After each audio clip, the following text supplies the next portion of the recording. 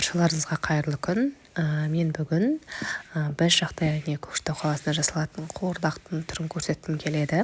Тіпті біздің қаламыздың өзінде қуырдақты әртүрлі жасайды. Мен бізге өзіміздің жасайтын рецептімізді көрсеткім келеді. Осындай қазан аламыз, қазан немесе кастрюль аламыз. Мен бір 15 шақты адам дайындайтындықтан үлкен кастрюль алдым. Бұл жерде кішкене видеомның сапасы дұрыс түсірілмеген екен, бірақ алдыңғы видеолардың дұрыс болады. Ішіне шамаменен бір стақандай су құйдым. Енді біз жақ етті турамаймыз, біз оны балтамен шабамыз. Міне балтаменен маған бір бөлігі шабылып дайын болғанын мен салатын боламын қазір. Оның міндетті түрде жуамын. Міне шабылған еттің түрі, яғни балтаменен шапқан кезде қазір кішкентай үзіндісі болады, қалай шабатынымыздың. Осындай шабылады. Ешқандай пышақпен турау бізде қажеті жоқ.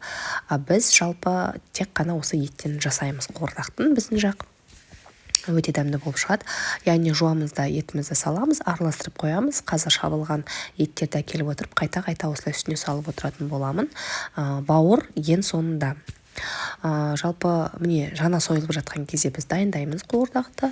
Жаңа сойылып жатыр. Алынған еттерінен біз бірден қуырдақ жасай бастаймыз. Кейін сойылып болып қарны тазаланып болғаннан кейін барлығымыз отырып жейміз.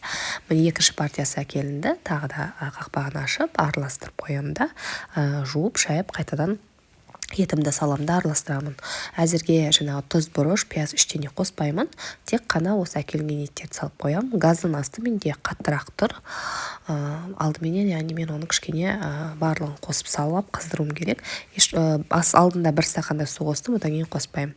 Міне шауып жатқан кездегі видеоны салдым. Пиязды мен шамаменен 3 үлкен пияз алдым. Оны ірі қылып турадым. Кішірек те қалдырып турауға болады. Өздерінің қалауларыңыз бойынша маған ірі қылып турағаны ұнайды.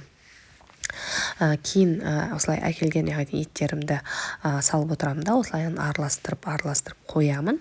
Өзінің астынан сөлі шыға бастайды. Ешқандай алдында бір стақанда су қостық, одан кейін ешқандай су қоспайсыздар. Ол өзі жаңағы сөлі шығып жақсы болады. Тұзбенен бұрышын кейінірек қосамын. Тек осылайынан араластырып қарап отыруым керек. Егерде қатты қайнап жатқан болса, сәл-пәл жаңағы газдың астын басып қоюға болады. Тағы да айтамын, бұл біздің жақтағы жасаған үлгіде біз өзіміз қалай жасап жейміз. Өйткені әр жақ әртүрлі жасайды. Кейбіреулері картоп қосады, басқалай да жасайтындар болады. Мен тек өзімнің нұсқамды ғана көрсетіп жатырмын. Жай ғана өз нұсқамда. Міне мен ең соңғысын қостым. Етімнің болды, енді осыдан кейін ет қосылмайды, тек қана бауыр қосылады.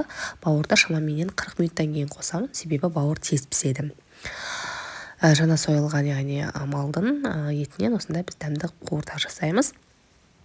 Осы кезде қазір мен тұзбенен бұрышын қосамын. Тұзбенен бұрышын тағы да өзінің дәміне қарай қосасыздар.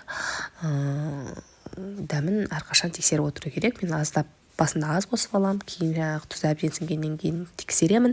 Егер де аз мөлшерде болатын болса, үстіне аламда, яғни тағы да қосамын. Енді осы жерде бір жарты сағаттан кейін пиязын қосамыз. Пиязды қосып, жақсылап тұрып араластырып аламыз. Пиязды қазір кішкене сөлім береді, ол өте дәмді болады. Және де мен осындай мөлшерде тон май қостым. Өйткені ет бізде таза еттен ғана жасалынды, ешқандай май қосылған жоқ. Егер де майын қосатын болсаңыздар, онда тон май қосудың қажеті жоқ. Сұйық майға қарағанда тон май дәмдірек қой. 40 минуттан кейін бауырды қостым. Тон майды қарайсыздар. Егер де көп болса, аз мөлшерде қосуға болады. Шамаменен 2 сағаттың ішінде осылай дайын болып піседі.